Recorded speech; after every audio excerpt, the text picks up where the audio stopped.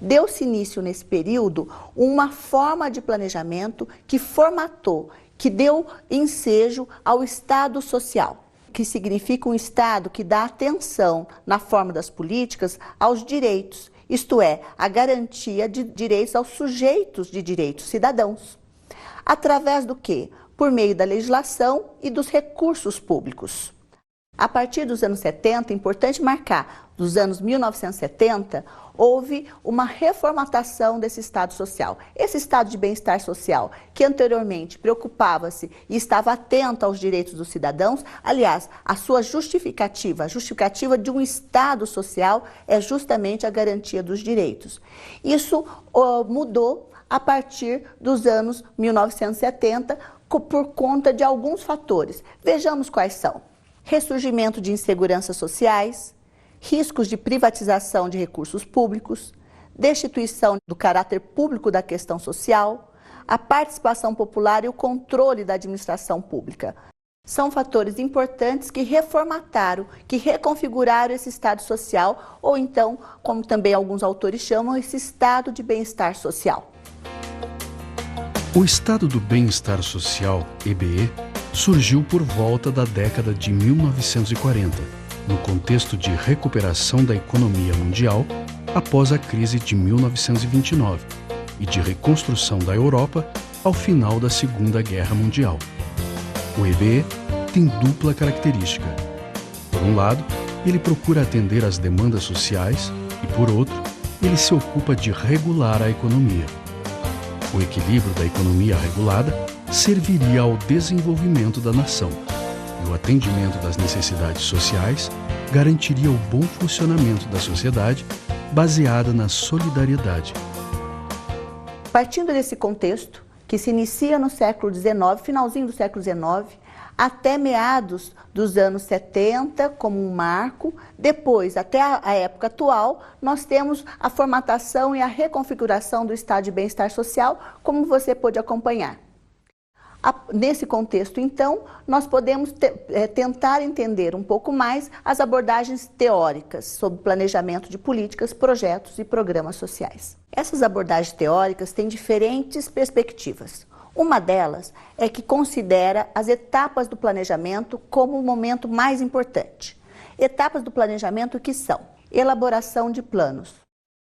A elaboração de planos é uma etapa que alguns teóricos colocam como mais importante do projeto.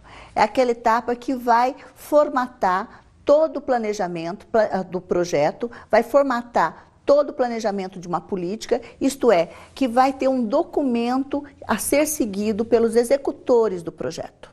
Essa é uma etapa, para alguns teóricos, fundamental: implementação e execução. A implementação e execução, outra etapa do projeto, que é considerada por outros teóricos, outra abordagem teórica, considera que essa etapa da implementação e execução como a mais importante. Não seria mais o plano, o planejamento, a elaboração do planejamento. Não seria mais, agora é a implementação. O momento em que vai ser executado, vão ser dadas as condições para a execução, e também vai ser executado aquele planejamento, aquele plano do programa do projeto, é que é o mais importante, é que requer maior atenção dos planejadores, dos executores. Monitoramento. Outra etapa importante do projeto, que inclusive alguns autores colocam como mais importante, como uma abordagem que deve ser priorizada, é o monitoramento. Monitoramento significa simplesmente o acompanhamento. O acompanhamento de perto de todas as etapas, de todo o desenvolvimento do projeto. Monitoramento desde a elaboração, de como aquele projeto está sendo elaborado, planejado desde o seu início, como ele está sendo implementado e executado, e além disso também a sua própria avaliação. Monitora significa acompanha durante todo o processo de desenvolvimento de um projeto, de uma política, de um programa social. Uma outra abordagem teórica sobre o planejamento social, isto é, sobre o planejamento de políticas, programas e projetos sociais, prioriza os atores envolvidos no processo de planejamento. Esses atores são considerados, por exemplo, de cima para baixo. O que isso quer dizer? Para esses autores, o que é principal a ser considerado são os atores de maior responsabilidade.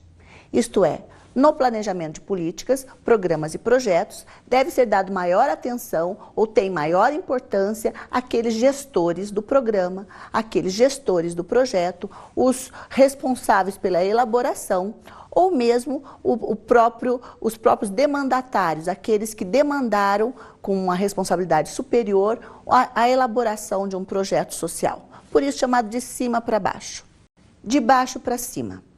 Esta é uma abordagem que reconhece a importância dos atores na base do projeto.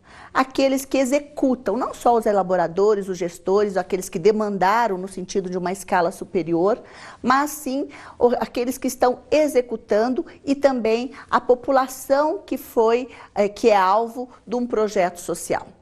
População-alvo, a população destinatária, para alguns também chamado de beneficiária. Nós vamos ver essa diferença. A população beneficiária, a população destinatária, aquele alvo do projeto. Além dos executores, são considerados os atores principais, aqueles atores que vão dar o tom do projeto. Por isso, é considerado também uma abordagem teórica de baixo para cima. Duplo fluxo. Essa abordagem teórica sobre planejamento de políticas, programas e projetos dá importância a todos os atores envolvidos no processo. Isto é, aqueles de maior responsabilidade, aqueles que financiam o projeto, que vão fazer a gestão do projeto, aqueles também que são responsáveis pela elaboração e acompanhamento do projeto, bem como os próprios executores e a população-alvo. Isso quer dizer que o duplo fluxo é uma abordagem teórica sobre planejamento que considera os atores no sentido de cima.